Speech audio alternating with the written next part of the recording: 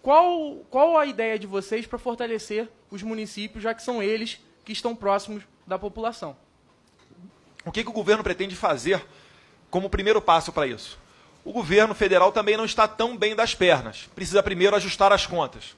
Ajustar as contas através da nova Previdência, o segundo passo, o próprio Paulo Guedes diz, né, é a questão do mais Brasil e menos Brasília.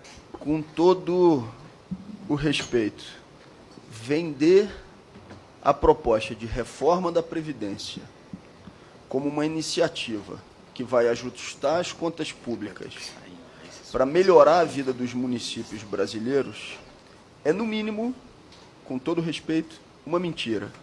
Mais de 3 mil municípios brasileiros dependem como fonte principal de financiamento para as suas receitas a Seguridade Social brasileira. A Seguridade que é aposentadoria, assistência social e recursos na área de saúde. Se você vai retirar recursos de benefícios que são fundamentais para a vida daquelas pessoas, mas que também movimentam o comércio local, que movimentam as pequenas atividades no setor de serviços, você vai dificultar a vida dos municípios e não o contrário.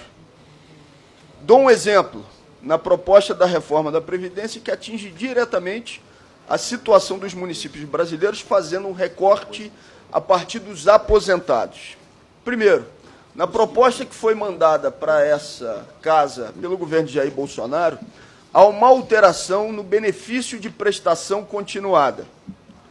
Quem é que ganha BPC hoje, gente? Quem tem 1/4 de salário mínimo de renda por pessoa na família, combinado com dificuldade sensorial de natureza grave, 2,5 milhões de pessoas, e outras 2.500.000 pessoas que recebem BPC tendo 1/4 de salário mínimo por pessoa na família, combinado com 65 anos.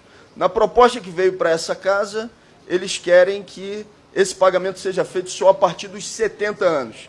Quem tem de 65 a 70 anos passaria a receber, então, R$ 400 e não mais no salário mínimo. E o que isso tem a ver com a vida do município? Tudo. Porque nos pequenos municípios brasileiros, você tem uma dependência grande do pagamento dos benefícios para a sustentação econômica da vida das cidades. E o que você faz quando aprova esse tipo de proposta? Você reconcentra renda e riqueza, principalmente nas mãos do setor financeiro.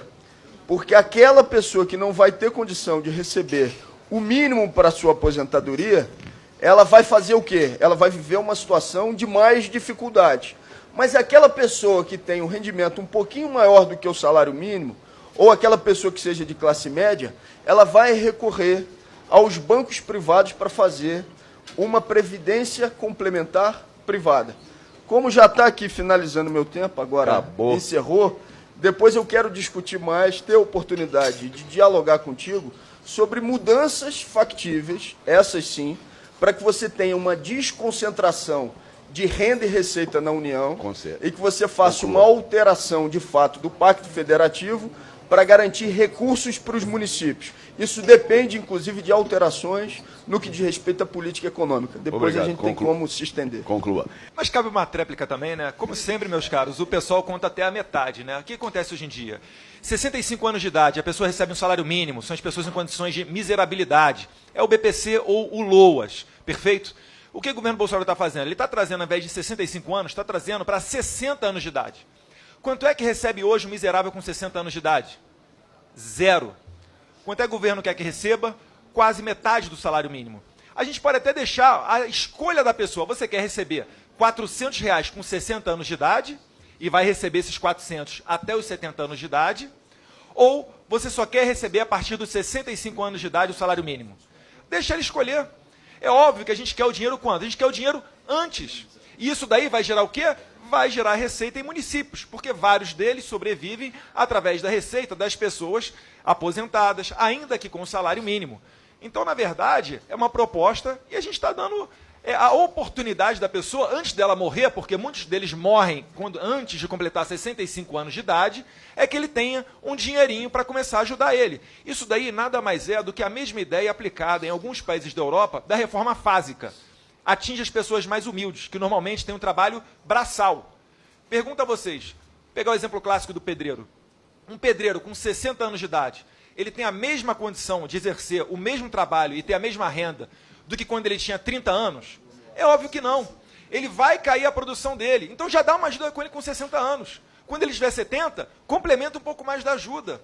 Essa é que é a ideia. E não tem nada a ver com o setor financeiro, absolutamente nada. E o que ocorre hoje, meus caros, é que todos nós, com esse papinho da esquerda até hoje, fomos assaltados. Olha o Postales, o pobre do carteiro, não recebe nem R$2.000 líquido, 7 bilhões de rombo. Olha o Previ dos petroleiros, o nosso petróleo, mais de 10 bilhões. Então, muito obrigado. A gente continua. Eu queria muito que o Eduardo tivesse aqui presente, porque ele falou sobre a reforma da Previdência, e eu não vou rebatê-lo. Eu vou deixar que outra pessoa faça, ele mesmo. O que ele disse, e aí eu vou mostrar aqui para vocês o áudio, o que ele disse antes da campanha eleitoral sobre a reforma da Previdência. O meu voto contrário à reforma da Previdência. E eu fundamento isso basicamente num pilar. O de que, primeiro, é necessário que nós cobremos dos grandes devedores. Eu não vi esforço do governo para cobrar. São aqueles que mais devem à Previdência Social. Enquanto isso não for feito, não haverá moral para que o Congresso analise essa proposta. Além disso, é necessário também ressaltar que a nossa Previdência ela é superavitária. Ou seja, ela não dá prejuízo. O problema é que tudo aquilo que é arrecadado para a Previdência acaba sendo desvirtuado para ser empenhado e gasto, investido em outras áreas que não a previdenciária. Então, isso aí não se trata de um problema de previdência, é um problema basicamente de gestão. Soma-se a isso, obviamente, o ralo da corrupção no nosso país e tem-se aí todos os ingredientes. Como o tempo está encerrado, eu poderia mostrar também aqui a gravação do pai dele. E eu termino dizendo, então, que a Câmara dos Deputados pode ser o espaço da luta política, mas pode ser também o espaço da hipocrisia que precisa ser combatida. Obrigado. Deputado